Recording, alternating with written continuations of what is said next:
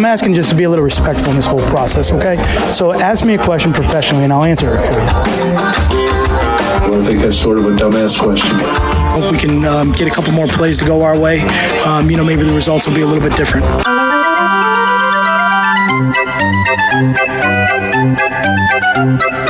We didn't play well enough to win.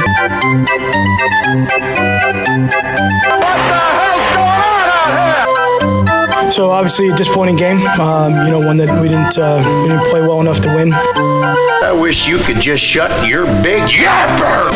I've seen teams suck before, but they were the suckiest bunch of sucks that ever sucked. I mean, I'll answer your questions, not your insults. So. You stink, Bubblehead! Your defense so sucks! I mean, I'll answer your questions, not your insults. So.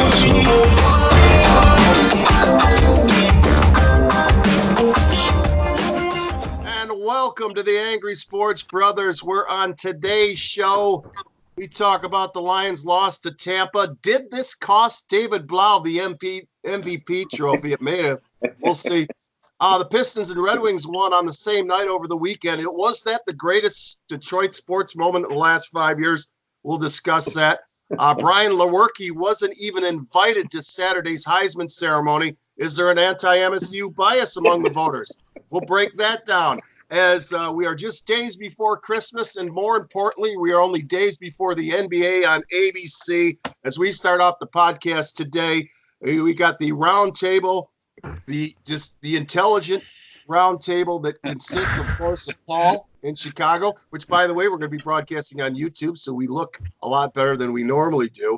Paul from Chicago, deeply and bitterly disappointed because it came crashing down in Chicago yesterday, didn't it?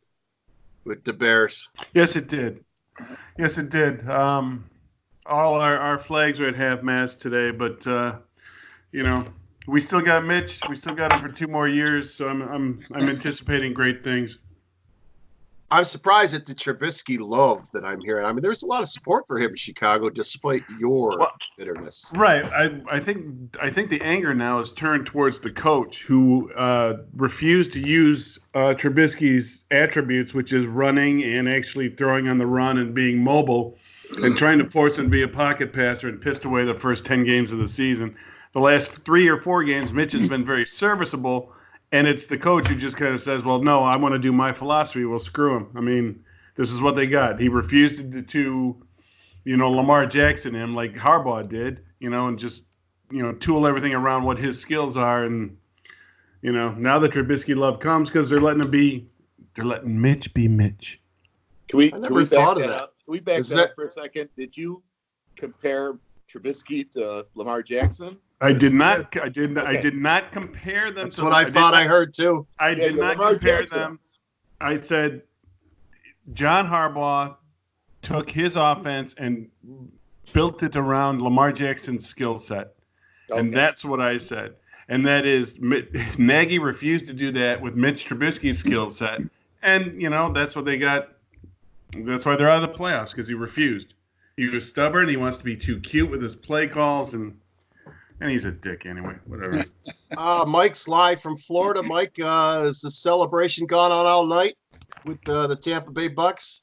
Crazy. Yes, we've got our statue of Jameis about halfway done now. Somebody intercepted his helmet, but no, it's yeah. That's actually the only game I could have seen all year down here that I wanted to see, and we were out on a bike ride and stopped in for a beverage. And I saw in the first half it was 21-7, and Jameis Winston had thrown for 301 yards, and it was not even halftime yet. I said, you know what? Let's continue on our bike ride. That sounds like a better idea. Yeah, we give quarterbacks their career days. And Phil sitting in for Derek today. Phil live from Berkeley, Michigan. How you doing, Phil? Did you get a chance to see any of the game yesterday? I was up in beautiful northern Michigan over the weekend. I heard the radio broadcast for 3 quarters, all of it, the pregame, everything, and then I got back in time to watch the 4th quarter on television.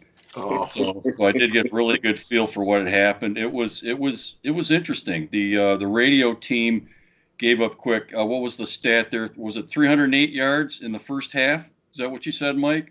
It was 301 yards passing Yeah. for Jameis.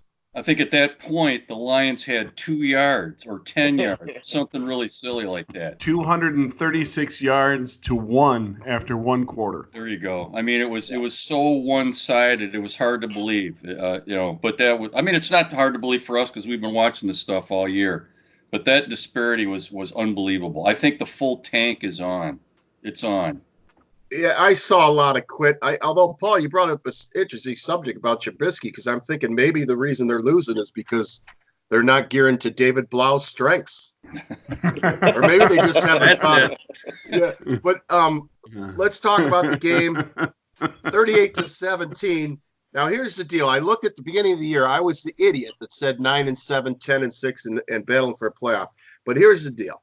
Going into the year, I had some guaranteed wins on the schedule. I looked at this easy, especially second half of the schedule. I had Cardinals, Raiders, Redskins, Buccaneers, Denver, and Giants all in the victory column. So I figured if we could win 6, we just got to win 4 or 5 of the next ones. We're in. Cardinals tie, Raiders lost, Redskins lost, Bucks lost, Giants win, although it was a squeaker, and then we got Denver this week. We're 1-3 and 1 in that set right there. If I'm adding that with one more game to go, that's what killed us right there. We can't beat it, the easy teams. As the year is, if you guys, we've studied this for years. There's varying degrees of Lions' bad seasons, and a 5-11 or 6-10 season. You see those all the time, but there's every once in a while where it just collapses in on you, and we're witnessing right now what's going on, a collapse, in my opinion. Yeah, how does 3-12-1 feel right now? You getting used to that number yet?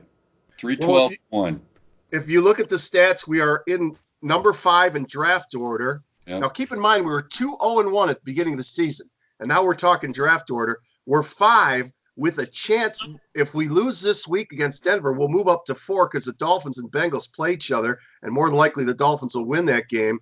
We'll move up to number 4, and we still have a shot at the 2nd overall pick if things fall our way. That's how badly this season has collapsed. Well, Washington and the Giants play each other too, and one of those teams is going to have to win, so there'll be a 4-win team then. Yep, that's what I mean. It looks like the number 3 pick might be about as good as we can do here. Which is fine, because if we don't want to draft a quarterback, if we're all set with Stafford, that'll leave us with Chase Young from Ohio State. He's our guy. Who hinted that he might want to stay at Ohio State. Well, he might come back for next year. Yeah. Looking at the draft order, he might want to just stay in Ohio State. I don't look good in blue, he said. No. Well, remember Calvin Johnson crying when he got drafted by the Lions? There was a reason for that, Well, it's a career killer, and I don't blame him. Although he would be going into a situation where the coach is a defensive genius. You don't think that makes it? So what is playing? What for the last several decades? What is playing for the draft done for us? What is we've gotten high draft picks? Oh, I know. Who cares? I'm not saying this is going to cure anything. I'm just trying to make some drama out of a horrible season. Okay, there's something to salvage here. I trust me, they'll screw up the pick in some way. I don't care how high it is. Well, what if Cincinnati throws a monkey wrench into all this and picks Chase Young number 1? That's possible, isn't it? Well, it certainly would. And then we go with the tight end. Who's the next tight end? That's what we got. Of course. Well, let's talk about the game. First of all, before the game even started yesterday, a bunch of ex-Lions, including Glover Quinn, came out and blasted Patricia and his culture. I don't know if you had a chance to read any of that. Do you agree with what he says? He basically said that Patricia came in and acted like they needed to start from scratch, tore everything down, and Quinn thought that they were just a few tweaks away from being a really good team, and Patricia tore it all down, and now he's living with those results. They were 9-7. You don't need a complete rebuild at 9-7. Quinn's right. You didn't have to rebuild the entirety. You didn't have to break it all the way down. Get rid of Jim Bob Cooter, bring in a good offensive coordinator, and maybe things turn out differently, but But look at where their focus was this year. Look at where they spent their money and their time on the defense. They had they've got the genius as a head coach. So maybe that was their idea of tweaking and not tearing it down. But look at what the tweaks did. Nothing. The defense is the weak part of this. Blau and the two clown, the other guy before him and Stafford, they weren't the problem. I mean, Blau is now, he's terrible, but That was his worst game. Up until then, it was the defense, and right now it's still the defense. They didn't tear it down, but if that was his way of tweak, he did an awful job. And again, that gets to the coach. They're 800 yards away from being the worst defense in Detroit Lions history, giving up 800 yards from being the worst defense. And it comes down to the Lions organization picking the coach. Yep. If you're going to get rid of a 9-7 coach, you better have someone that you're pretty damn sure can do better than that. Well, it's my understanding the Giants turned down Patricia at one point. Maybe they should have thought about something else. But at this point, well, let's go over a few highlights from the game. Mike, did you watch the whole thing at all? I watched just the highlights. Just highlights. That's right. Okay. Because I unfortunately watched a good portion of it. And somebody needs to put a muzzle on Dick Stockton because the Buccaneers were blowing the Lions' way. And by the way, Dick Stockton is he's a notch below the D or above the D team. Mm-hmm. Okay, well, so the worst team is Rondé Barber and what's his name? Kenny Albert. You get up to Dick Stockton and Mark Chalette, you're very close to the bottom. Stockton at one point, this is no kidding, during the game, the Lions are coming back and he goes, "What we thought was a blowout, the Lions have turned this thing around." That was after the Lions scored, stopped the Bucs, and then a pick six, and then it's all over with. But at one point, they showed somebody with a Lions paper bag on the head, and he said, Stockton jumped on that and said, "Well, let me tell you something. Bill Belichick, Bill Walsh, Dick Vermeil, Pete Carroll. You know what they had in common? They were lousy their first 2 seasons. This can turn around, and I think they need to give this Patricia a chance." And I'm thinking, Stockton, who the fuck are you to talk about this? 2 seasons? We've been living with this for 63 years, and he doesn't want those bags on the heads of the Lions fans. He was upset by it. He might be making a Matt Millen play and pitching for the job himself, Isn't that what Millen did years ago? And he got a job out of that. The Fords hired him. Maybe the Fords need to hire Dick Stockton as the GM. Stockton. He was upset because they showed Lions in paper bags on their head. Did they show a lot of the empty seats? Because there was pictures, there was video of nobody there. Oh, yeah. And the great thing was after an extra point, they go take a shot of the fans, and somebody's holding a giant sign that says, "Sell the team." Sell the team. And there's a picture of Martha Firestone Ford on it. And there were T-shirts. With their sunglasses. Oh, yeah, with the shades. That was awesome. Yeah. I was driving. Now you talk about delusional. I was driving to Target, and I had the CBS radio on, and how they go to and from every venue. Yeah. Keep you up to date. And they said, "We're going to go to, Detroit." And the guy said, and I kid you not, said the Lions are the best 3-10 team in the league. And he was going on about how they're coming back. And then you hear in the background screaming, and he goes, "Oh, it's a pick six. This one's done." Never mind. And they're not the best 3-10 team. I take the Giants. No, they're not. Yeah. With a capable quarterback, even though it's Eli Manning, they looked good yesterday. The Lions with an incapable quarterback looked inept. If you watched the highlights of their comeback, all it was Blau heaving up 2 prayers that got answered. One by Amendola and another one by, I forget who did it, but they just plucked it out of the air and they scored a couple of quick, easy touchdowns. But believe me, it was over seconds after that, and the pick six was just the exclamation point. So Stockton was going crazy, but I'm sitting back going, there's absolutely no running game again. Everybody's hurt. They had somebody from the practice squad that they signed on Saturday playing, right? I mean, he was the starting running back. I Yeah. can't remember his name, Wes Bills or whatever his name was. Wes Hills from Slippery Wes Rock. Bills, sorry. And he had what, 10 yards, 20 yards. I mean, he scored twice. Great. We had But, 2 touchdowns. I mean, And he's no good in both. He scored 2 touchdowns, and in both the touchdowns, he fumbled the ball. It just so happened that the ball had pressed the goal line before it was fumbled. But it's like, this guy, I hope they don't think this guy's any future. so Slippery no Rock. future there. You know, McKissick pulled a hammy, I think. So what does that leave? Blau has to put the ball in the air 43 times. Is that what you want? Your third string guy heaving the ball up in the air? That's all he could do. You have nothing else to do. And he was exposed yesterday. It's, their injuries are a big problem, but the biggest problem is the defense. You look at the quarterbacks that we've played. We gave Dak Prescott his best game of the season. We gave Jameis Winston his best game of the season. We put the quarterback for Washington on the map. And so look at David Carr. David Carr is a bum. They booed him yesterday on the final game in Oakland. And look at the game he had against the Lions. I mean, this is amazing how terrible this defense has gotten. And so here's the question I got to ask is, one more year for Patricia? Of course I say no. But everybody's saying yes. My thing is, if they're going to get rid of him, they need to get rid of Quinn. I don't want Quinn picking the next general manager either. But if they're going to keep Quinn, then they might as well keep Patricia and let them both sink next year. That's what's going to happen.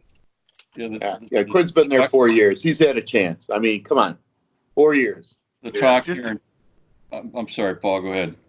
Imagine the fan base when they do bring him back. Just talking amongst ourselves. It makes you angry that he's going to come back and Quinn's going to come back.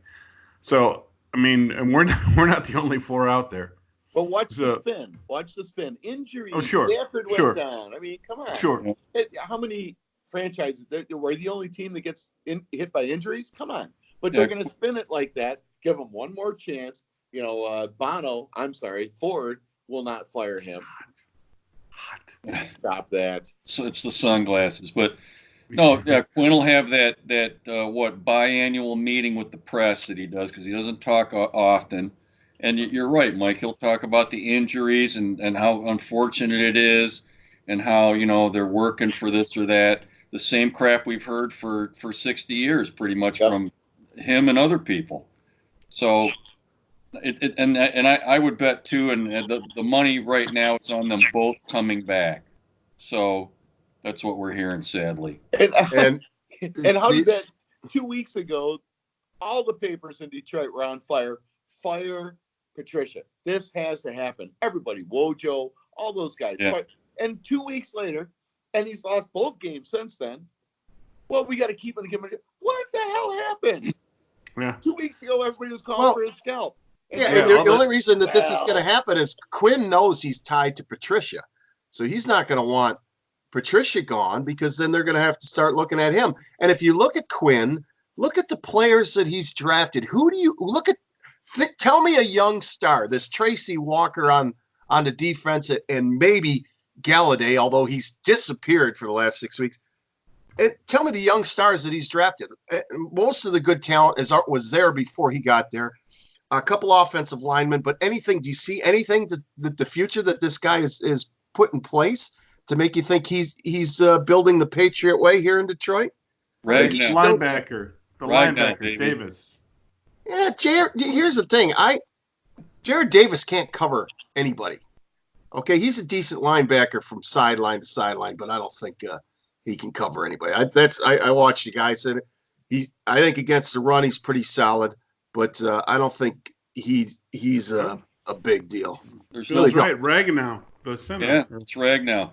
I was just reading an article here before where it's the article says that the Lions may not have a single player in the Pro Bowl this year, not one, not even a token representative. Last year, tell me which one deserves it though.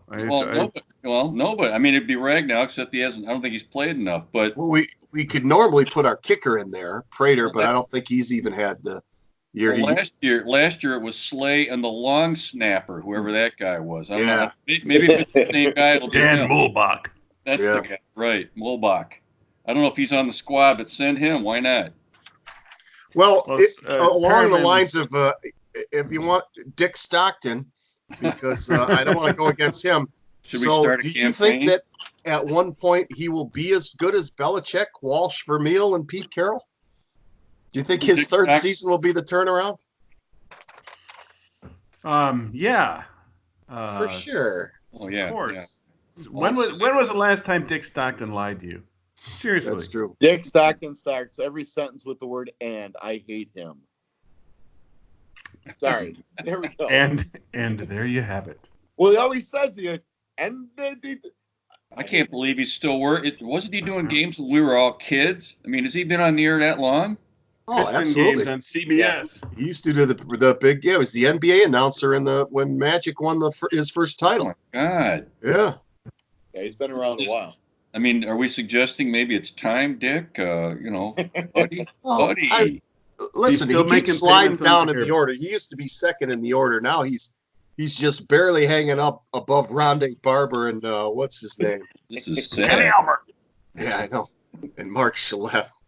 I mean, it was. I don't know. I really don't know what else to say about the game. I completely expected him to lose. Here's the one thing I will say. When Stafford went out, Lions have not won a game since Stafford went out. Now, I was saying that I thought they were the Cincinnati Bengals without Stafford, but still, if you are a coaching staff, you got two quarterbacks, Driscoll and Blau. How many teams this year have won with their backup quarterbacks? It's happened all over the NFL, and we can't do it.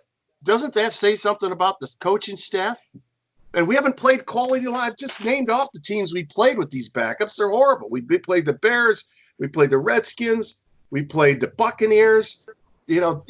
All the back can't pull a win out of one of those games. It comes Nobody back to was Quinn, ready. man. It comes And back to none Quinn. of these guys were ready. None of these guys were ready. Blau took no snaps until the number 2 guy went down, right? I don't think he took any snaps with the starters. Right. Quinn promised depth. Quinn promised good depth that they can lose people and still win. And look at what you have. So Martha's got to dump them both. Sorry. I agree, and I hate the upheaval, but here's what I'm starting to think, and I really believe this: we should have looked at this season as a rebuilding year. We should have said, okay, let's get rid of some of these bigger contracts and look to the future, because for some reason we deluded ourselves into thinking this could be a playoff team. And so instead of looking at it as a rebuilding year, and I think we should have lower expectations, because right now, and going in on this Mike Daniels and some of these other clowns and Trey Flowers, we should have just said, no, we're rebuilding. We're playing for the future like the Miami Dolphins and go that way. Instead, we raise expectations like this. I think next year is a rebuilding year, so we might as well do it with a coach, a different coach. Well, but again, this comes back to Quinn and doing the anti-New England thing where Belichick gets rid of people before they've pissed their last drop. That Quinn decided to give Snacks Harrison a big contract and this hand guy, and now they're saddled with this dead money. And what are you going to do with it? I know. This doesn't happen in New England because they cut you before you start to suck. Yeah. And we decide that, we're going to reward a guy who had 6 good games with us, Snacks Harrison, and give you the biggest contract we can because, we just want to keep you around. No. I think if they're a real organization, because what they're not. going to do is if they bring Patricia back, they'll bring Stafford. They'll win a few games next year because Stafford will be there and they'll tease some people. I almost think if you could package Stafford to one of these teams that could use a quarterback right now, like maybe the Tennessee Titans or Denver or whatever, get in the top 3 of the and if package your pick along with Stafford and get in the top 3, pick one of those guys, Joe Burrow or Tua, and let's just start over. Let's start over. I mean, what we got here. Doesn't his contract make him untradeable though? He makes so much money.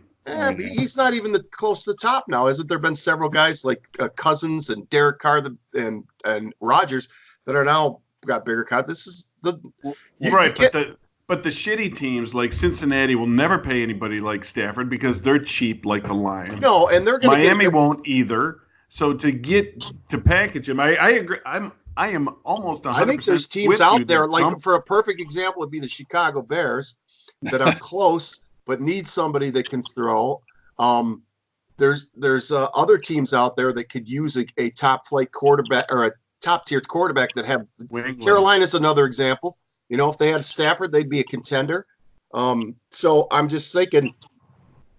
You know, Let's go Belichick through this and again. Brady are fighting, and Brady has no contract next year. Stafford, yeah, although they don't have a draft. What we really need is to get into the top 3 so we can draft a good quarterback and build for the future. Because I don't. Let's look ahead to next year. I mean, what do you see for next year? I see us scraping 8-8 or lower. Well, it's going to be bad next year. I don't know how you can assume that Stafford's even going to be there all year. Yeah. I mean, the nature of his injuries does not bode well for the future for him. This is the Tony Romo injury that put him out of football. Absolutely, So and it hurt him last year. He missed how many games last year because of this? I mean, you can't assume he's going to be around now for the duration, and which almost makes you want to at least think about drafting somebody. You know, if you're not in the top, I mean, who's there at number 2? I mean, somebody that's competent, because you got to figure, you got to have somebody ready like you didn't this year. Yeah. And then you got. Let me correct myself. Stafford didn't miss any games last year, but supposedly he played the second half of the season with the hurt back. With broken back, right? Yeah. He probably did play hurt. And then your running back's not going to be there all year either. So I mean, there's a lot of problems with things you can't assume. I don't know. It's very frustrating, and I don't see a good future here. And then if they get rid of Quinn and Stafford, do you trust the Fords to go out and get their competent replacement? I don't. I really believe that the only answer is selling the team, and I don't know if that's ever going to happen. No. Oh, culture's are you there. kidding? Huge money maker for the Fords. Look how much fun they're having up in the booth there. I mean, they look like they're having a great time. Martha's absolutely, giddy. She's partying up there. She doesn't even want to show her face, her eyes, her red eyes, party eyes to the camera. What's the score? I don't care. Give me another. They just Come here, honey, get your Martha another beer. They just installed a stripper pole in the Will suite. you loofer my stretch marks? Send Bobby up here after the game. Yeah. Well, the Twitter slappies we're talking before the game that the talk between Patricia and Martha Ford went an extra 15 minutes. It was almost 40 minutes long. She's serious now, then, man. Look out. I heard there was a kiss on the cheek when Martha left too in the golf cart. So Wow. That could be that. That's probably the contract for next year. Right there. It was just the cheek this time. Yeah. You know that. And I was listening to this talk yesterday. I totally agreed. I was down in Detroit, so I'm listening to the Lions pregame from the radio station down there, and this stuff about the Fords, all they care about is money. I don't think the Fords, it's the money issue, because when people say that, it makes you think that, boy, these Fords are geniuses, milking money, and just the Lions are the second lowest valuable franchise in the NFL. Their business model sucks, so they're not geniuses. And you know who's right below them? The Buffalo Bills. The Bills are supposed to get a new stadium. They're going to make the playoffs, so you could maybe see the Lions as the worst valuable franchise in the entire NFL. So the Fords' business model ain't working any way you look at it. Well, there's nothing happening that's good right now with that. I mean, worst, lowest valued team in the NFL. Tom, as we sit here right now, if you put the Lions on the field with the Bengals, who's going to win that game right now? Oh, he doesn't want to answer. Well, if Andy Dalton's starting, I might go with the Bengals. Yeah. Seriously. I mean, did you see? Blau was an absolute that was horrible yesterday. That was a horrible display. We have no defense and we have no quarterback. Tell me who wins in the NFL with that combination. Nobody. And here's what I like to. You want something else that's going to piss me off to no end? I'm a football fan. I'm a football fan. So I like to watch the good games. Obviously, the Lions aren't the good game. So next week, I'm looking ahead. Okay, Dallas is playing the Eagles for the division next week. Winner of that is going to win the division, makes it. So I'm like, all right, baby, that's our game. Fox's NFL game of the week, Saturday game, Fox NFL game on Sunday. What do they call it? America's game. So then, because the Lions are so awful, they were supposed to play on Saturday. The NFL decided we don't want to showcase that game as our lone game, so they put it on Sunday, and it's up against the Eagles and Dallas Cowboys. So instead of watching the Cowboys and the Eagles battle for division, I'm going to be stuck watching the fucking Broncos hosting the Detroit Lions next, and that'll be the only game on. That's it. Me and the Broncos and the Lions. So I'm going to be getting score updates constantly from that Dallas Eagles game. And meanwhile, I don't even know the Broncos starting quarterback. I don't know anything about him. It's going to be, I just can't believe it. Merry Christmas to me as a football fan. And then, Christ, I've lived. yeah, Christ, I've lived, haven't I? Oh, so now I may actually on the Sunday before Christmas have to do something with my family. I'm forced to. Either that, Who's the early game? I haven't checked my schedule. That might be my only hope. Yeah, don't throw the that could baby be, out with the bathwater. That could be Minnesota Green Bay. I think that's coming up this weekend. Look at that. There you go. That's what I like division. Is the Lions and Broncos were scheduled at the start of the season to play on Saturday this week. So they were going to be a lone game on Saturday afternoon. The NFL 6 weeks ago decided to pull that game and flex out of it. It's like they saw this train wreck coming and they said, we're not subjecting our NFL fans to that game as the lone game on Saturday. That's how pathetic. So did they replace it or did they just go to Heidi? No, There's 3 games on Saturday now. But each game is the lone game, meaning that the first game is on, then the second game, and then the third game after that. So I believe they flexed into a pretty good one, and I don't have the schedule in front of me, but they got Buffalo and New England in the second one. Yep. And that's the one the Lions were going to play, was the second half of the game, the second half of the schedule. So whatever. Either way, you get Sunday night, you get Trubisky against Mahomes. So on NBC. So that'll be nice. I get the fucking Green Bay Packers again. I've seen every single game of that fraud team. But let me tell you I get the Bucks. They are a fraud. The Bears should have beat them. Let me tell you what. They got lucky. They looked awful, and I would have rather had the Bucks. At least they can score points. Yeah, the Bucks are hot. I mean, I thought that looked like a solid football team yesterday. It really did. I look at their future right now with Arians as their coach, and look at that defensive line the Bucks have with who's the kid that's got all the sacks, and they got the guy that blew his hand off with the fireworks. He's on their team. JPP. Yeah. So their future as opposed to the Lions, please give me the Bucks. I just want to let you know that there are 3 quarterbacks in the Hall of Fame right now that have not had 400-yard passing games: Bradshaw, Staubach, and Starr. Jameis had 2 in a row. Yesterday, guys, the guy could lead the league in touchdown passes, most yards, and most interceptions. A trifecta that's never been hit. Wasn't that first pass yesterday intercepted? Yeah. Again, that's 2 weeks in a row that happened too. He just gets it out of the way, then starts. He threw for almost 500 yards and 4 touchdowns. Just warming up. And nobody was covered. None of them guys. It was not no jump balls. Everybody was out in the open. The great Darius Slay was nowhere to be seen. Well, I hesitate to fit people for gold jackets after a Lions game. Although because Jameis is not going to play the Lions enough to get in the Hall of Fame, like Brett Favre. I mean, Favre literally owes his Hall of Fame career to his destruction of the Lions for 20 years. But Jameis, I don't think is going to get enough chance. But we would like to put him in the Hall. A few more games like that. I don't know. Does anybody have anything else to say about that? There's nothing. I'm trying to. If you could pull one good thing out of this yesterday, the only good thing I saw was that sell the team sign. I thought that made swept the internet. Well, and according to the Free Press, they had 15,000 empty seats. That's a good thing too, because last week we were saying, Tom, you have your annual, or not your annual, but your weekly Detroit Lions fans bitch. You're going to show up anyway. I thought that was a good sign to see 15,000 empty seats. Hey, maybe Martha, if she took her sunglasses off, could see the same thing.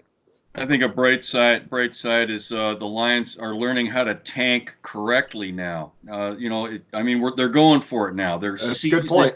They're seizing the worst right. They're getting as close to it as they can. They're grabbing. You remember, Tom, earlier on, in the podcast season, you were talking about maybe the Bears and the Lions kind of fighting it out for the basement. And then the Lions said, well, hell no, we are seizing the bottom of this division by the throat, and we're not letting it go. And they did. That's true. So now they're going for the worst that they can possibly get. So they're going to blow these last 2 games away easily and go for as high a pick as they can. Now, you remember last year they made the mistake of winning that meaningless game against the Packers last year at the end, and that cost them 4 draft spots. Yeah, they had to drop like 4 spots because of that. Of course, the Packers, you saw Rodgers take that dive in the game, had a so-called concussion or whatever, which we all knew was bullshit. But they did it to lose the game, and they did. So they knew how to tank. We didn't. The Lions did not. Now they do. They've learned the lesson. So that's a positive. If you're going to tank correctly. That's good coaching. I like that. Yeah. Yeah. Wow. Okay. I have nothing positive. Win now. I guess win. That's a good point. We have learned to tank. If that's what we're doing, I wouldn't give them enough credit. It's just horrible.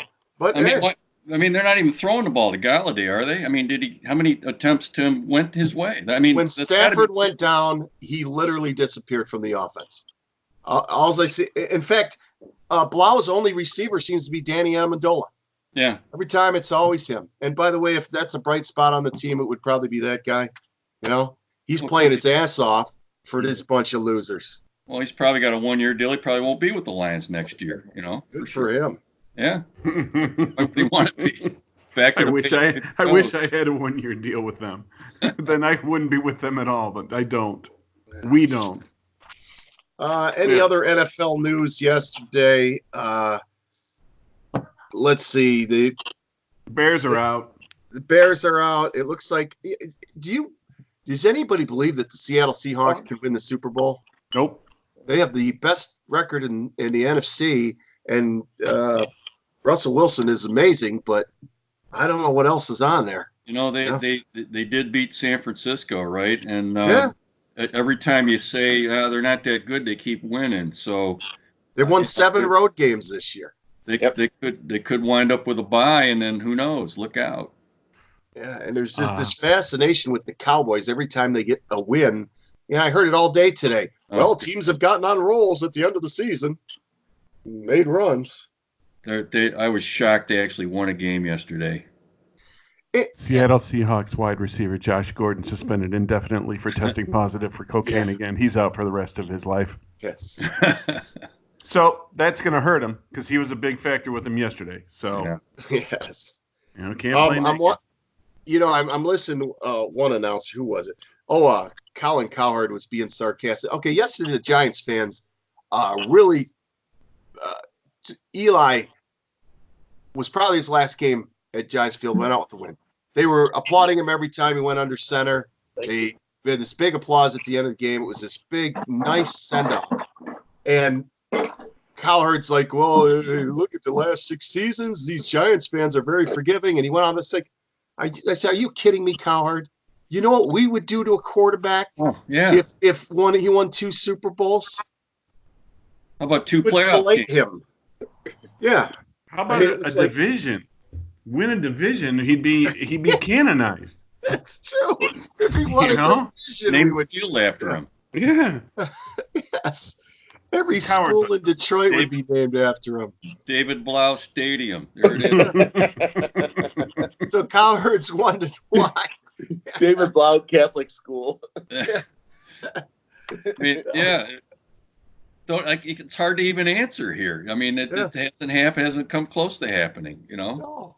We're not going to. Cowherd's wondered why they're giving him such love. I'm like, are you kidding me? Come to Detroit and know what it's like not to even get to the big game.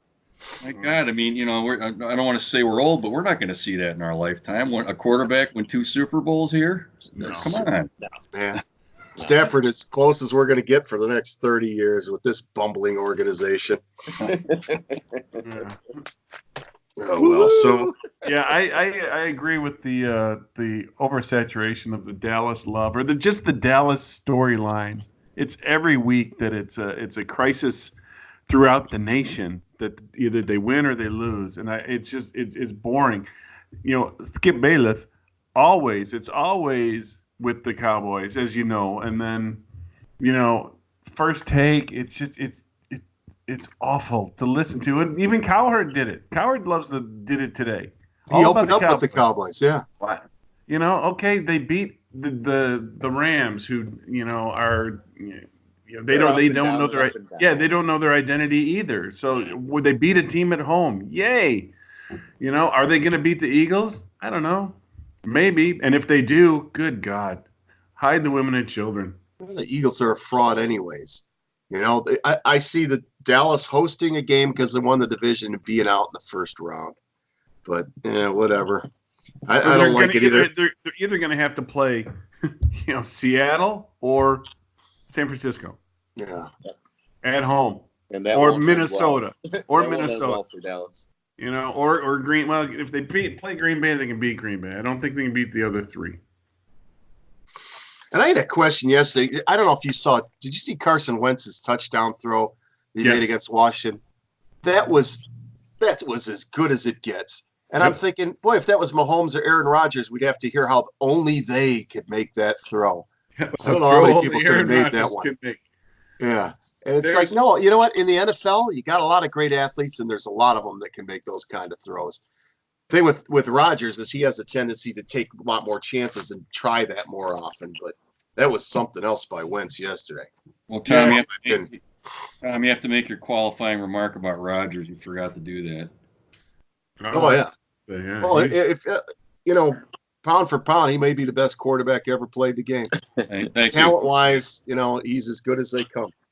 So I have to say that Green Bay team is weak. I don't see them advancing a whole lot. I like the Vikings. They got 12 first downs against the Bears yesterday. 12. That's I was looking at thing, the stats. I was looking at the stats on that too, Paul. And you look at the stats without the score, you'd think that the Bears won that game easily, and somehow they didn't. And yet the Sunday night crew last night was talking about, Packers get on a roll with that defense. All right, it's a good defense. It's not terrible. No, but the offense is not. The offense sucks. No, and I read a stat today that Rodgers completes 55% of his passes in the second half this year. So he's basically a first half quarter. His last three quarters. He's a great first quarter guy. Yeah. Yeah. Well, he's going to get a chance to pad his stats here a week from Sunday, so don't worry, fellas. He'll be back. Yeah, that's true. Unless they clinch this week. Yeah. Unless they clinch this week. Minnesota. And watch the Packers backup quarterback light us up. Blau versus whoever they got behind Rodgers. Mike Flynn still playing? No. He's still living in his Honolulu blue and silver mansion, wherever he's that's from. Right. We built him a $47 million mansion. Yeah. By the way, I love this stat before the game as I'm listening. USA Today came out before the game of the three most consequential games of yesterday. And they named the Steelers, Bills, a few the Rams, Cowboys, and they also came out with their least consequential three games: Cleveland, Arizona, New York Giants, Miami, and Lions, Tampa Bay. And I said, I wonder if they did that list every week for the season, how many times the Lions would end up in that inconsequential list in our lifetime. How many times did they end up that inconsequential? Both Fox and CBS. Well, at the end of the show, they do the replays of all the games. They doing it. Terry was doing the replays, and he goes, and there were two other games, and they just showed the scores of the Lions and the Giants. That's all we deserve. 2 other games. That's it. They don't even show. I mean, that's how inconsequential Detroit is. Absolutely. And when you watch a Fox pregame show, when was the last time they broke down the Lions game? All right, the Lions. It just doesn't happen. We're inconsequential. When they're forced to on Thanksgiving, when it's the only one. Thanksgiving has happened. It's over. Thanksgiving, the Lions season ends there as far as the nation's concerned. That's true. And it's I know the culture is bad, but did you hear about the Cleveland game yesterday? where they got 4 or 5 guys screaming at the Arizona bench, "Come get me, please! Yeah. Come get me!" Yeah. I'll play for you guys, and it's like at least that hasn't happened.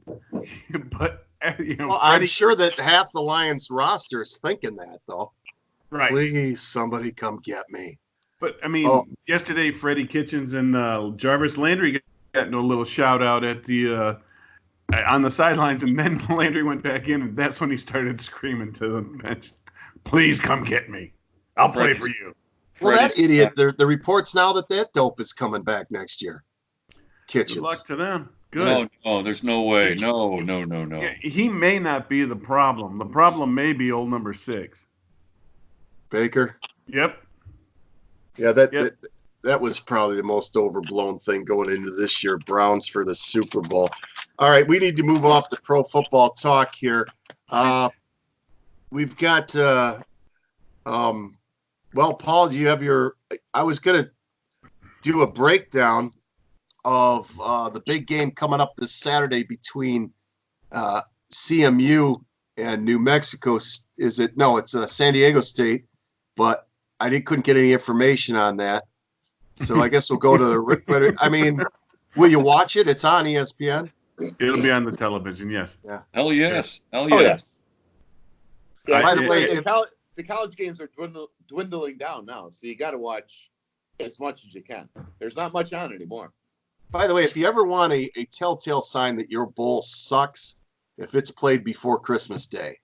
Yeah. Okay, if it's played before, and then if you get somewhere shortly after Christmas and before the 30th, you're on the next level.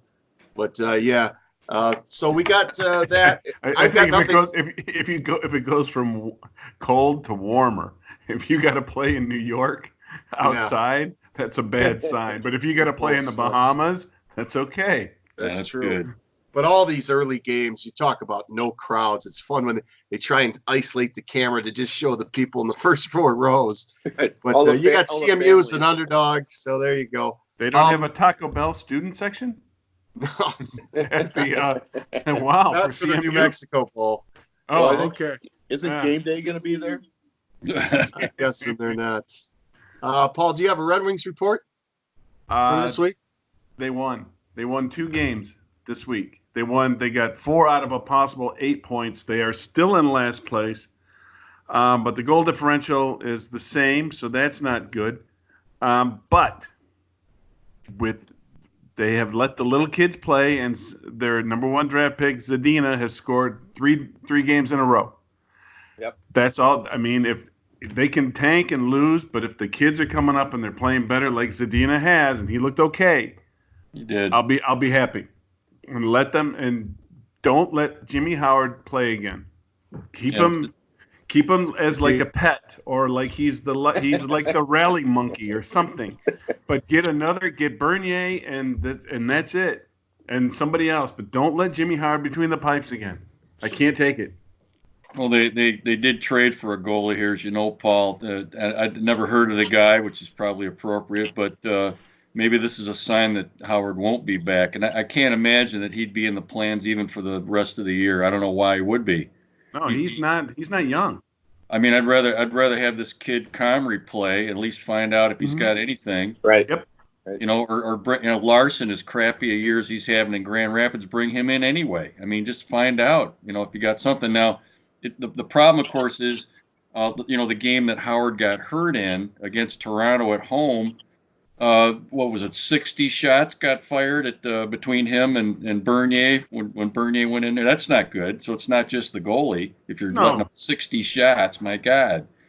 But right, but you can't. That Toronto game was, 3 goals in 7 shots, and then Bernier came in and it was 3 goals in the next 7 shots. It was ridiculous. Yeah. So I mean, I've never been a Jimmy Howard guy. I like the guy. He does nice things for the community. He's good with charities, but he's never won him a playoff series. He's never been the guy that has, stolen playoff games. So get rid of him. Let the kids come up. Yeah. Comrie, let's see what he has. Yeah. But I like the positive. Zadina scored 3 games in a row. And he's your number one pick from last year, and they got a bunch of guys in Grand Rapids that I would just say, you know what, come on up. You know, I hate. This is Erickson. only Zadina's 20th game, I think, here coming up. I mean, it's just not much. He's actually shown quite a bit for. I mean, he's 19 for God's sake. Right. Well, I mean, it's he time, showed. it's time to send some of the vets on. You know. Oh yeah. Thank you. Let's get the kids in. Give them the slot. Give them the chance. You know, they're getting beat up with vets. You have to get beat up with the kids. Learn something. Learn something. Learn the speed of the game. Learn how things are done. And you know, then it's better things because they've got good talent down below. Applicator's got Applicator's got to go. Applicator's got to go on an ice flow somewhere. Helm should go on an ice flow somewhere. I mean, not to keep not to say like the Blackhawks took their lumps, but they had Kane and Taves and all these babies, and they said we're gonna let these guys play and get better. And you know, after 4 or 5 years, you know, the Stanley Cups started coming. Let's do that. It's really hard to watch Franz Nielsen out there now too. He's about run his course here too. I like that Fabry guy they picked up. Yeah, he's been a spark. Nielsen should go. Erickson shouldn't be on the ice. Mike Green, I guess, can anchor a defense, but he's no spring chicken either. No. I think he's trade bait. I think he'll be one that'll be traded, and Stevie will trade him in a heartbeat right now. He'll trade him for a bucket of chicken, I think, right now. Well, good. So one of them Popeye's chicken sandwiches are good. Yeah. I don't know if they'll get that for him, but maybe. So, well, a somewhat positive report. That's the only hope we have in Detroit is Stevie Y. So, and we're just looking to the future. I think we can look at. Yeah, Stevie's happy to play for as good a draft odds as he can get for that number one pick. I mean, because they're not going to do anything with what they got. No coaching change will matter. You might as well go for the dumper, as the Lions are learning how to do, like we talked about. And if you can do that, giving kids, the kids Paul's talking about, a chance to get out there and play with the big boys, let's do that. Everyone else does it. God damn it. Everybody else picks these guys, and they get right in. Yep. We feel like we got to season them in Grand Rapids and then bring them up. Sometimes that's probably good, but you know what? We're not winning, so we may as well get them in there. Nope. Yeah, I'm all for it. I am all for it. Let's switch gears to the Pistons, who had a big upset on Saturday. They upset the Rockets. In fact, that was a historic day. The Wings won that day, too. What's his name? Westbrook didn't play. He was having load management issues. The Pistons won. In fact, the Pistons have won, 3 out of their last 4. If you care, they're playing the Wizards tonight, I believe. 9 right now. All right. Well, I actually watched a little bit of the game. Derrick Rose seems to be the best player on the team, or at least the most exciting. But is there anything there that you want to talk about? He'll be great for the 40 games that he plays, I'm sure. Yeah. I don't see anything getting past the first round, even if they make the playoffs. Right. I'm just waiting. If we can't go beyond that, then let's skip Piston talk, because it is what it is. If they squeak in, they'll get swept. If they don't make it, who cares? And I don't see any hope. That's the thing. We got our Blake Griffin and Derrick Rose are our 2 best guys, and they're well past the prime. Well, the one thing to look forward to, Tom, I think we talked about this the last time I was on the show, was that they were on the verge of setting the NBA record for consecutive playoff game losses, weren't they? Either they'd already set it or they needed one. They already said it. It's 12 straight. They said it last year. So they're just adding now to this record. They're making a new record. Well, that's something to look forward to. Well, okay. Let's mark that down. They're looking for set a record. Making history. Basketball any other subject you want to touch on? Feel free before I get to this round robin. I'm gonna turn on the light. It's getting dark. The winter meetings have ended for baseball, and Avila making a lot of moves down there. Yeah. Yeah, buddy. So he's setting up the team for next year. We picked up doing absolutely nothing. We picked up the great Andrew Romine. Andrew Romine for our starting catcher now. So we don't have to worry about that position now for at least a year. Good. Well, that's good. Him and Miguel Cabrera get along well. We know that. By the way, next week I'm just set up for next week podcast because it'll be the pre-Christmas extravaganza. I want you guys to think about your Detroit athlete of the year. Okay, Sports Illustrated had theirs. Think of it. You talk about a tough decision right there. But your Detroit athlete of the year. But any other Tiger news that jumps out at you? I don't pay a bit of attention this time of year, but maybe you guys. Do you remember the Free Press used to put together their Christmas? They had a big Christmas tree with all the Detroit athletes. Oh yeah, prominent stars on it. It's going to be a Charlie Brown Christmas tree this year. It's Oh yeah, 5 names on there and all bent over. Yeah, there just isn't going to be much going on. Matt Prater. Patricia is the flower pot. Yeah. That bastard. Bullbach, the long snap. The long Yeah, snapper. and Prater, Detroit athlete of the year is the long snapper. Andre Drummond. Yeah, it'll be a sad tree this year for sure. Talking about the Tigers, though, I mean, the thing about the Tigers situation is probably what's happening to other teams, maybe. The Indians' rebuild started yesterday. They traded their Cy Young Award pitcher away for a center fielder and a minor league guy. So it looks like the Indians are gonna stop being competitive maybe for a while. Although they may manage their rebuild a little bit better than the Tigers, we'll see. But not if they get rid of Lindor like they're thinking about. I think they're going to Then they're done. Then it's done. Then the good team, the best team in our division, will be the Chicago White Sox, without a doubt, top to bottom, the best team in that division. Well, and they'll win it at 81 and 81, right? They're terrible. Not that it matters that we're going to make a championship run in Detroit, but if there's one team that's dismantled us the last 3 years, it's the freaking Cleveland Indians. We can't beat them to save our lives.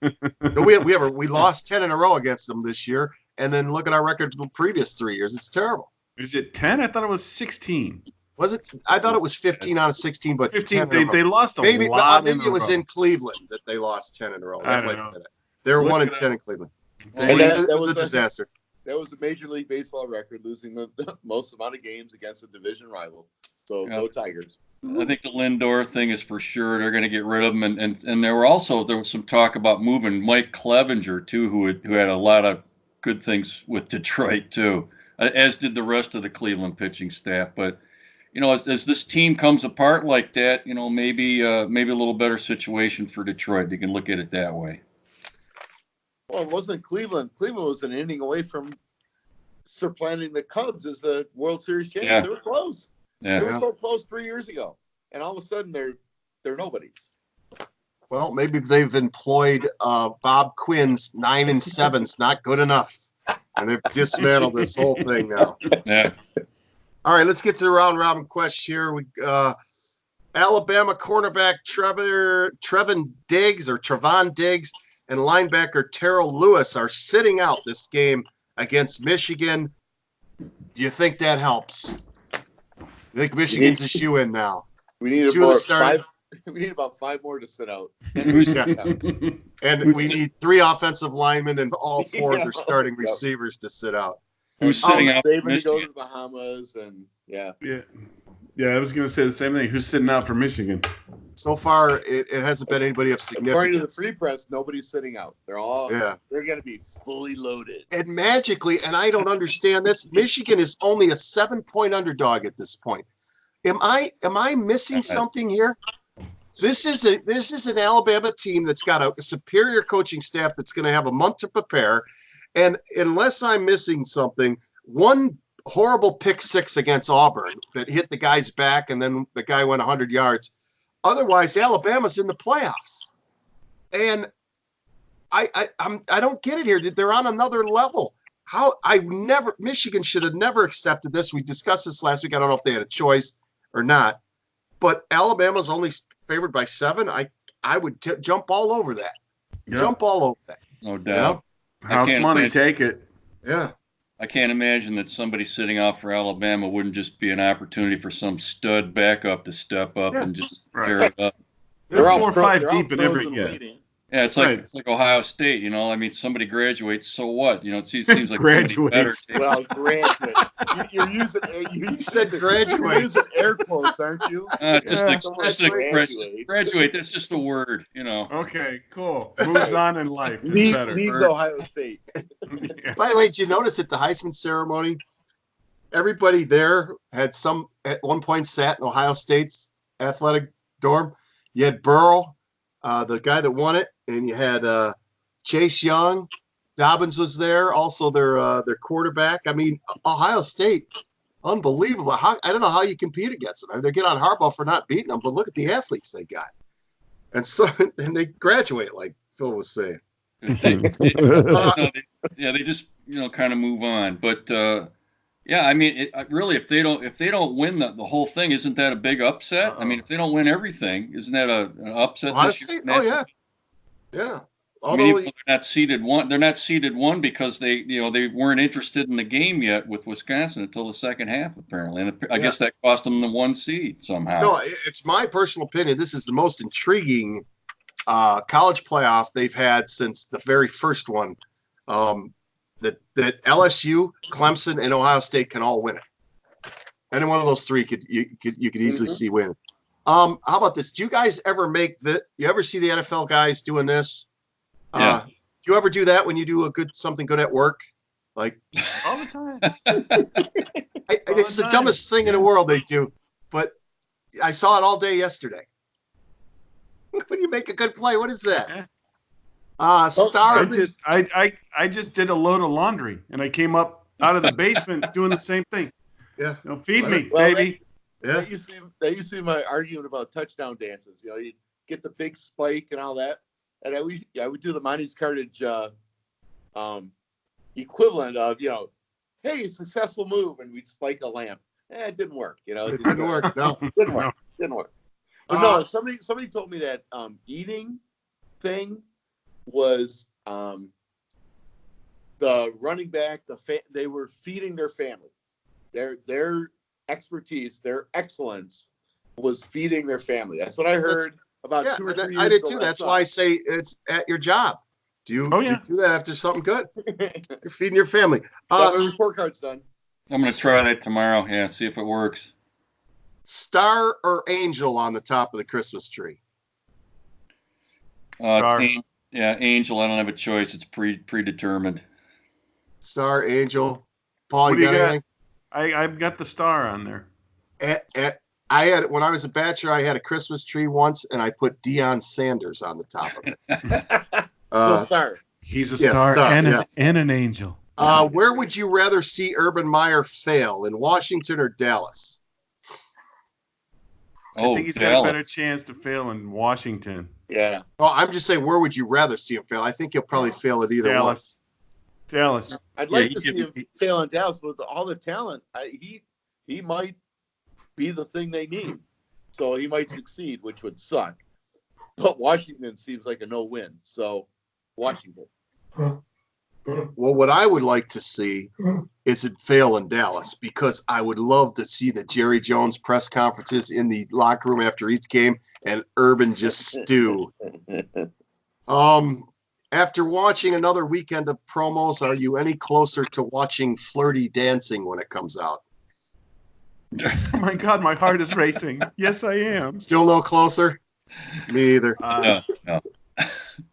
Yes. After watching an Old Navy commercial yesterday during the game featuring a Christmas wrap, has rap jumped the shark as being cool?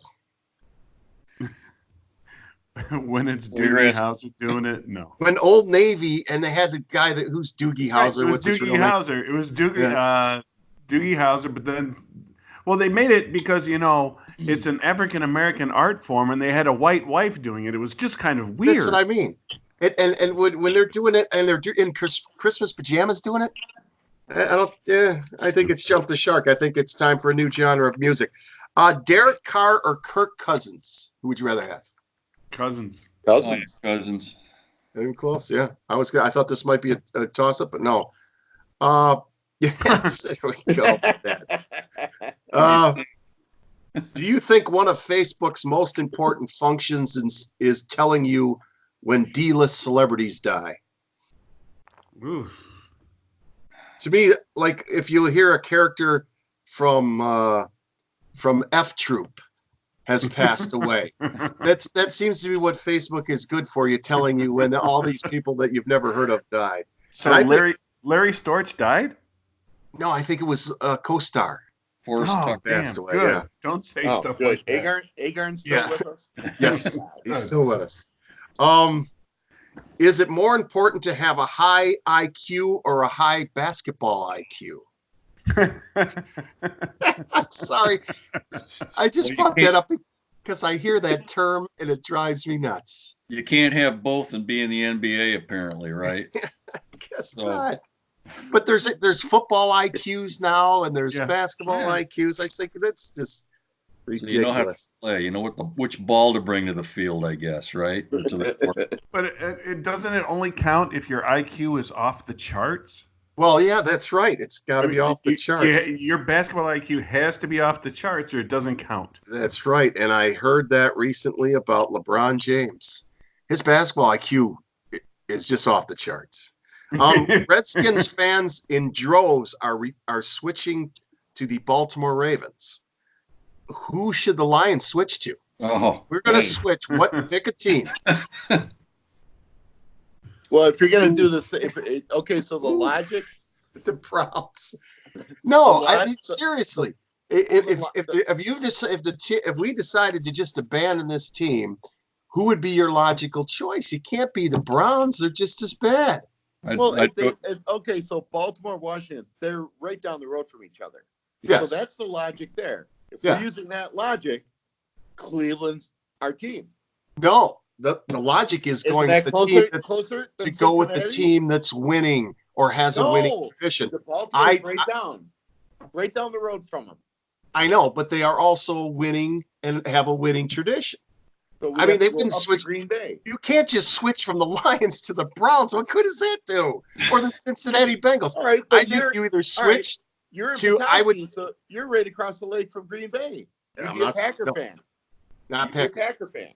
You can't just go to the rival. I would say that for Lions fans, a good choice would be the Pittsburgh Steelers. That's what I was going to say. The Steelers themselves, yeah. That's a 9-hour drive.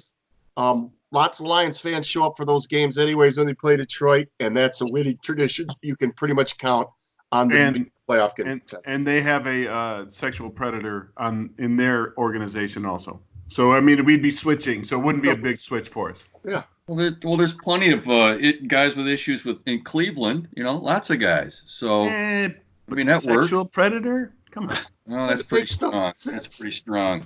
To go from the Lions to the Browns, I mean, it's what they call a lateral move. Isn't that what they say? Yeah. Oh well. Let's see. Won 5 games. Come on, 5. Trivia question: where is Brady Hoke coaching right now? Oh, I just read this like 2 weeks ago. He's an assistant somewhere. He's an assistant. Damn it! He's had 4 jobs. A lot of money too, isn't he? He's been canned from 4 jobs. His last 4 jobs, including Michigan. Well, the reason I saw this because the headline was something about the successful path of assistant coaches, and he was. Oh, where is he? Oh, I'll give you a clue. Fire up chips. Oh. He's with the Shark Boy? No, he's not with the Shark Boy, but he's who the Shark. Shark. He's with San Diego State. San Diego State, a team where that was the last job he had where he wasn't fired. He was the head coach there, and now he's the assistant coach. And they're playing the chips. They had a big feature on him. He's collecting hundreds of thousands of dollars from these contracts that he said. You know, he was the Carolina Panthers defensive coordinator, got fired. He was at Notre Dame, got fired. Derrick Rose hit a buzzer beater to beat the Pelicans last week. Where does that rank in Pistons history as far as just historic achievements? First I've heard of it. Since I just heard of it, let me think about it. It was all over the news. Missed it, darn it. Yeah. No, he hit a buzzer beater to beat New Orleans. And I think, even though it doesn't rank high in Piston history, I think it's the best thing that's happened in the last 10 years for them. Now, this is just a little I started to get a little paranoid here, and you could tell me if I'm right. Do you think the Lions are losing because other teams are videotaping our coaches?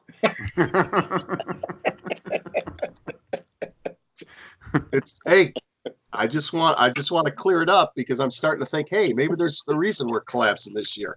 They're on to our signals. The Bucks were so wide open, the receivers downfield, that maybe there's something to that. Yeah. That's what I'm thinking. I wasn't alone here. Or Slay's looking up at the owner's box at the Martha or something. I don't know. So what was the signal? Hey, Paul, what was it that your What buddy was the Rob key? said, Yeah. your buddy Rob said when he was covered by the one guy? That's right. It's the dream we all dream of. Yeah, dream we all dream of. Is that, or when is he that when the he signal? yeah, when he introduced himself after that game, you might not recognize me from the front. Yes. I hope he doesn't watch this. He might. That's why I didn't say any names. Yeah. Going wide left and going, it's a dream we all dream of. It's like, jeez. After the President's Cup, do you agree that Tiger Woods is now the best golfer in the world again? Oh, no. You don't think so? No. But I mean, as far as resume material for him, this is going to pave the way for him to have a captaincy in the Ryder Cup. Usually the President's Cup, that's kind of like the minor leagues of this world competition. When you're captaining the Ryder Cup, that's the big time. So he's going to get a shot at that, although he was a player captain at the President's Cup. That hasn't happened in a couple of decades in any of these competitions. If he's a player captain, I don't think there's been one at the Ryder Cup since Arnold Palmer. So, but wouldn't you agree that despite let's say no injury, that he would probably be one of the favorites for the Masters this year? I would think so. Well, he's a defending champion. So, that's what I mean, and he's playing well. I mean, you and I talked about this, Tom, before, or text about it, that that was probably the sports event of the year. Is when he I don't think there's any question. That was it. Greatest golfer of the year. Maybe not, or number one player, probably not. But hey, he won the Masters, and he's Tiger Woods. He's still the most famous golfer on the planet. Still makes it watchable. Yeah. Okay, we talked about some of the Cleveland Browns players were seen on the sidelines yelling to the Cardinals sideline, "Come and get me." Is it better to be a Cardinal than a Brown at this point? I mean, yes. Why are you yelling to the Cardinals? I don't know. The Browns have 5 wins. Come on. And the Cardinals have 5? They got the Lions robbed tie. Yeah, it's 4-9-1 for them. So big win. Oh God, that had a terrible game. I don't know how much college basketball you've watched, but right now, who do you think is better, Michigan or Michigan State? Mike's watched none. I've watched 2 Michigan State games and 1 Michigan game, and I would say Michigan from the game I saw. It looks like this is usually what Izzo does. He's got the tough schedule, and he's trying to break in these young guys now. He's got some guys that haven't seen the minutes before outside Aaron Henry and Cassius, really, and he's trying to break in these other guys as he usually does in this preseason, which is usually tougher than the Big Ten. So we're going to find out when you get more into the Big Ten season who he's going to stay with. So surprisingly, that's a Michigan State vote, then, is what I'm hearing. Oh, hell yes. Absolutely. Okay. Michigan, then. Paul, you haven't seen a game. I watched the highlights of the Oregon game. Oregon's pretty good, and even though they lost, they were spunky. So, who was the bigger disappointment in the NFL this year, Jared Goff or Baker Mayfield? Mayfield. Oh, Baker, yeah, had a terrible year. And I'm gonna say Goff. Yeah, they were in the Super Bowl last year. They were. And he's playing like the whole thing was, look at how many points they're racking up, and it's just going to keep going on and on. And they have laid a turd this year. They're 8-6 now.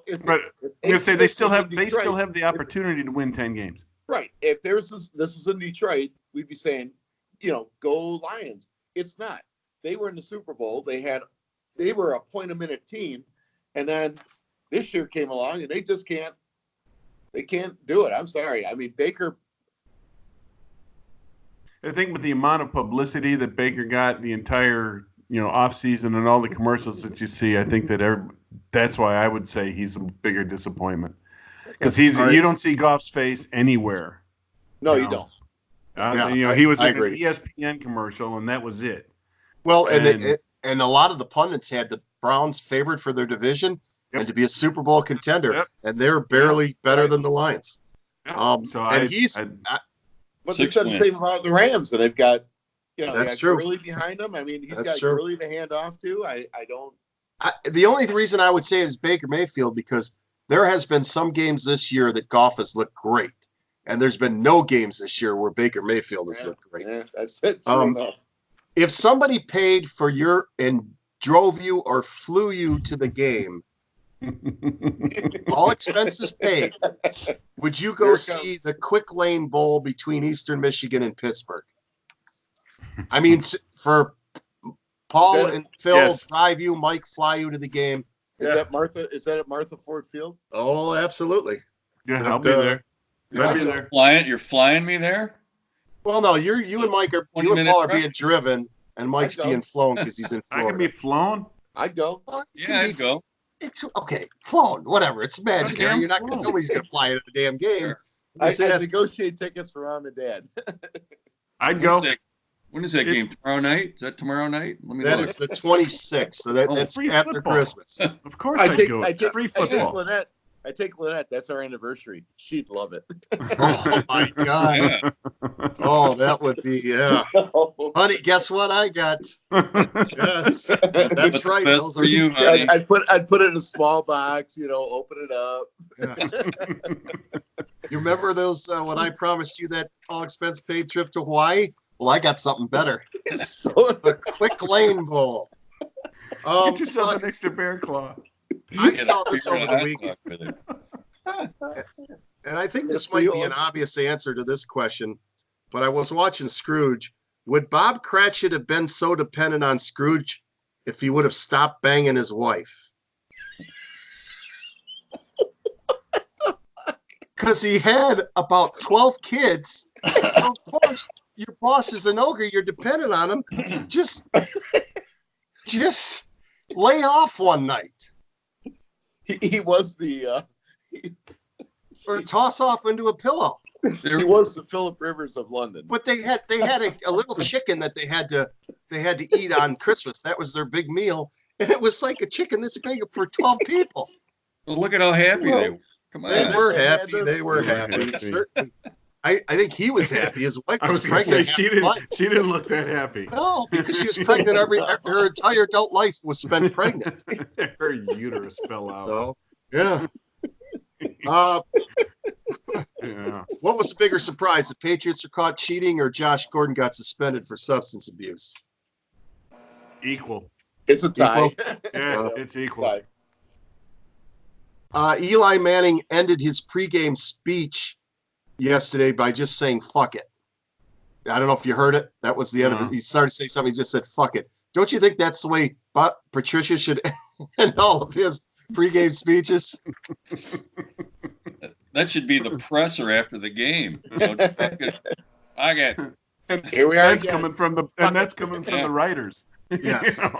He's going to say that. He's going to start babbling about how they, this team cares more about this game than anybody he's ever met before. That's when they should all stand up and say, "Fuck it, we're out." Yeah, that's. Yeah. We should all do that after the opening kickoff. Martha say that. Yeah, Martha. That's in your contract, boys. And finally, a high school soccer coach in New York is in trouble after his team lost the playoffs. They went to Hooters. Now, what ticked me off is, shouldn't Hooters be reserved when you win? They were undefeated for the regular season. They got into the playoffs and they lost. And he took them to Hooters. And now he's in trouble. Because what incentive is there to win next year? Because they're thinking, well, if we lose in the playoffs, we're going to Hooters. We're going to Hooters. Going to Hooters. There you go. Well, all right. I mean, maybe if you dangle the booby trap over them, if they actually win, lose, go to Hooters, win, go to the booby trap. Hello. That's true. All right. There's your round robin. Anybody? It's time now for our bitch of the week. Speak into the mic, bitch. You bitch! He's trying to stop me, bitch. This is my own private domicile and I will not be harassed, bitch. What up, biatch? Can we please, at this point, it's been decades now, can we stop the NBA announcers by thinking they're clever by announcing the guy's name by stretching it out? The other day, I'm watching this thing where Toronto was doing a thing for Kawhi Leonard for his comeback, and they introduce him as Kawhi Leonard. That has been so overplayed for 3 decades. It was started with Julius Erving, which I thought was good, and it was an original way to introduce him. And then it was Joe Do. And I'm like, what is so clever about stretching someone's name out for 5 minutes? It was original back in the 80s. It needs to stop now. I'm going to blame the boxing referee. That one let's get ready to rumble. Yeah. Yeah. Well, it actually started in the NBA, I believe, with Julius Erving. But then the Pistons, Ken Calvert was all over it. And I thought, it's they're winning championships, fine. But now they do it for everybody. And it's just, it's all. There's my bitch. We're 1-17, but here's my team. All right, so this is a seasonal one. It's non-sports, so I hope that's okay. But we're in that season now where we get into the work parties and the office parties and so on, and Christmassy things at work. And one thing that's really pissed me off and agitated me over years is the Secret Santa. And I don't know if you guys do this anywhere. We're getting some symbolism here from Florida about that, but it's the worst idea because what it amounts to is you're kind of giving a gift to people you don't know. Now you know them from work, you know their names, you might talk to them professionally, but to buy them gifts, I don't really like buying gifts for people that I don't know. Oh. And with the Secret Santa first, Mike, I mean, you pull a name at random, so you don't really get to choose who it is. And for years, we're at the school that I work at, I avoided it because I'm like, no, this is a trap. I don't want to deal with it. I don't want to buy stuff from people I don't know. Right. Finally, I lost a bet, and I had to do this. And I pulled this name. I pulled a name, and it was the bookkeeper who I talked to twice a year. I don't know anything about her. And, there was in this particular thing, you got an idea of what their likes are, so you have some clue. And, this was my day. I mean, I pick her, and then she likes cats. Oh, great, cats, which I hate. So I got to go find a cat gift. Oh, God. Cat gift for this person. And not only that, but you got to throw little gifts in along the way during the week, And what the hell do you do with this? And I come home and I ask the angry sister, what do I do? I don't, she hates cats, as you guys know. So, and who doesn't? Stupid cat calendar. It's you rip off. It's a new day. Yeah. Another cat picture and some stupid thing about a cat. Awful.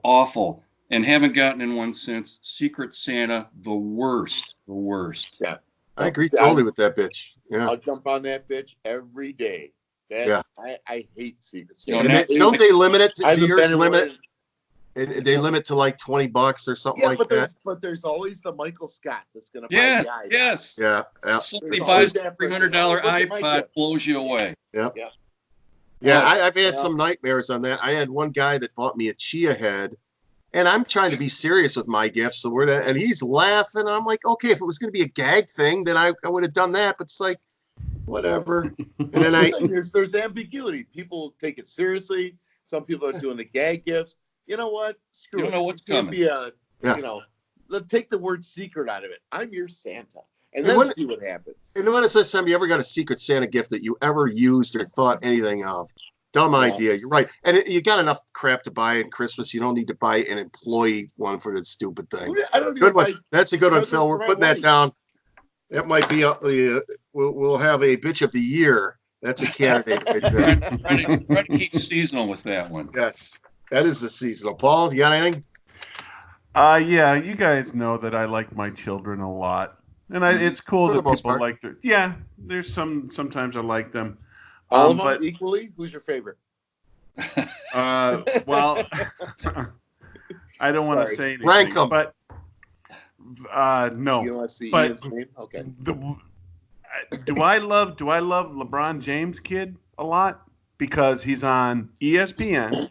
He's I on know. ESPN.com. They are chronicling his every move at the Sierra whatever high school, and then of course then you've got the shot of Bronny jumping up or LeBron jumping up and down when he makes a basket, and we have to say, let the kid be a high school kid, and don't have the cameras following him around everywhere. Because what happens if he sucks? What happens if he can't play like daddy? And then Bronny gets to jump up and down on the sidelines. Are we going to see him say, hey, that was a shitty shot, son? No. I don't need to see a high school freshman document every single move that he makes on a basketball court just because his dad is LeBron James. I could care less. Thank you. Beautiful. And don't put him in ESPN.com. Don't, they have it, how they have the headlines? And one of the headlines was, Bronny steals the game and wherever. And then you go down below and there's 2 videos of it. It's like, come on. Please, let the kid be a kid. He's 15. Jackie Robinson named his kid after himself, and look what happened there. That didn't work out too good. No, and then people learn, don't put him as a junior. Just let him be himself. He's never going to be his dad. And what if he gets tested for a low basketball IQ, too? That'll disappoint the whole family. Yeah, I mean, Daddy's got the charts at home, and he's awful. He's awful, baby. So, I mean, that's a good bitch. Just let him be a boy, and let him, he hasn't even got his first hand job. I saw that. Well, he probably, I'm sure now, if he's on TV. Well, he's on TV.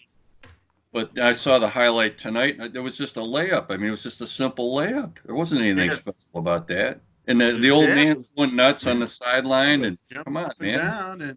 But then we got to interview LeBron and say how proud he is of his. Oh my God, I was just so nervous watching him. Well, I was nervous watching you watching him, LeBron. It was weird. Well, you bet my family's gonna be gathered around the TV watching them on Christmas Day, though. Well, yeah. I mean, that's different. I will watch the dad any single day of the year. Mike, So you got one? Yeah, I have my usual Christmas bitch. I'm not into the commercialism. I'm just not into the commercialism. I'm not into the I have to buy gifts. I'm piggybacking off of Phil's bitch about the Secret Santa. Lynette's getting nothing from me, and I'm getting nothing from her. My kids are gonna get what they get. They're gonna get little baubles. Something that's meaningful, but it's not going to be anything big. I don't get into this whole Christmas deal. It's fun to be with family. It's fun to be with family. I look forward to being in Royal Oak Christmas Day, see Mom and Dad, Phil and Maria if they're going to be there, and Derek and Vince and all that. Paulie on the way home. We're going to see some Elise, or hopefully Jared's going to fly in. That's all that really matters. But all this, it's the forced shit. Phil, it's like you said, it's the forced shit. Mike, I know the parties and the Secret Santa and I got to go out and buy stuff, otherwise the economy's gonna collapse. Fuck you! It's fucking Christmas. It's my Savior's birth. I want to celebrate that by having a few beers. Mike, I know you got the aluminum pole up by now, though, don't you? Well, I'm gonna wear my Festivus shirt. I've already worn it to one party. Yeah, and we're already hearing the airing of grievances right now. I'm sorry. Let me back off. God damn it. Feats of strength to follow. That's why I'm a little hesitant to meet you for Christmas, because I don't. If we're gonna get into a wrestling match. Wow. Well, and I don't like it when people. It's not gonna happen in a Denny's. When it becomes something you have to do when you really don't. To like, here's my list. Oh my God, I still have to do my Christmas shopping, my Christmas baking. It's it's well.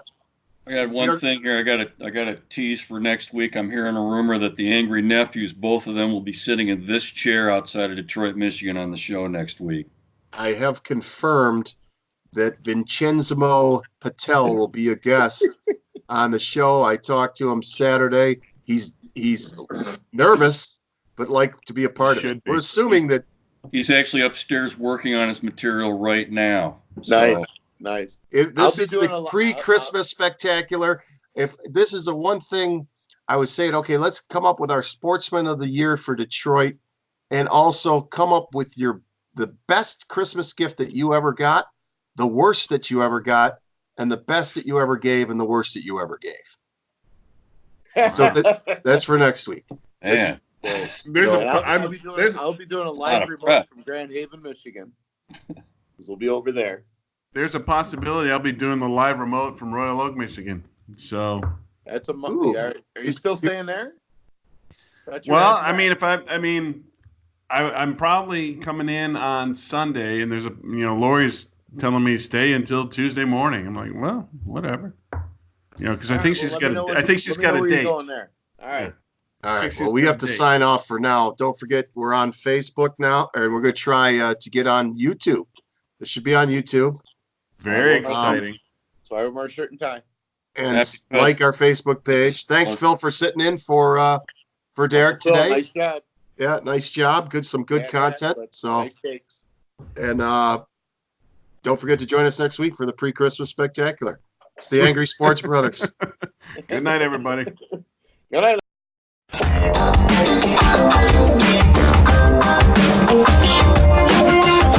I'm asking just to be a little respectful in this whole process.